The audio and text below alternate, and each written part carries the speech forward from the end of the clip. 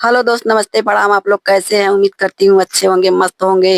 हम आपके सामने एक छोटा सा गाना गाने जा रही हूँ। हमारे गाना को सुनकर बताइए कमेंट में कैसा है कैसा नहीं। और हमारे चैनल को सपोर्ट कीजिए और चैनल को सब्सक्राइब कीजिए, लाइक कीजिए, शेयर कीजिए। सबका नमस्कार। आपके सामने एक छोटा सा गाना गाने जा रही हूँ। धन्यवाद। सुनकर हमारे गाना को बताइए। हरिहर दुबिया के फूल को चनारवा लो भाई हो गईल ना। अरे लो भाई रे गईल ना। एक फूल भंवरवा लो भाई हो गईल ना। एक फूल भंवरवा लो भाई हो गईल ना। हरिहर दुबिया के फूलवा को चनारवा लो भाई हो गईल ना। अरे लो भाई रे गईल ना।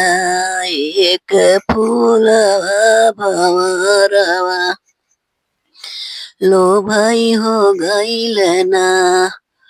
घोड़वा चढ़ल आइल राजा के कुंवरवा की छन एक ना।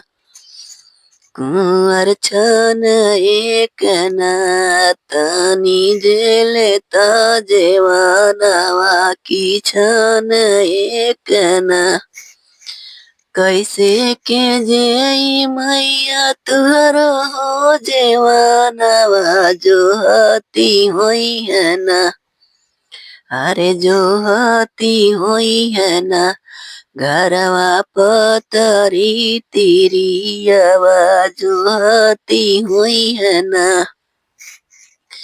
घरवा पतरी हो तिरियवा जो हती होई है ना।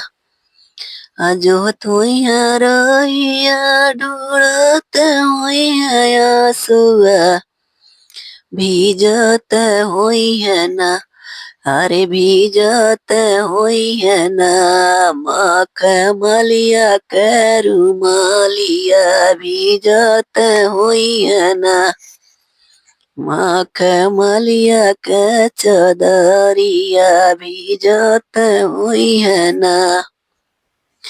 हरिहर दुबिया के फूल को चनारवा लो भाई हो गईल ना। एक फूलवा भंवरवा लो भाई हो गईल ना। धन्यवाद।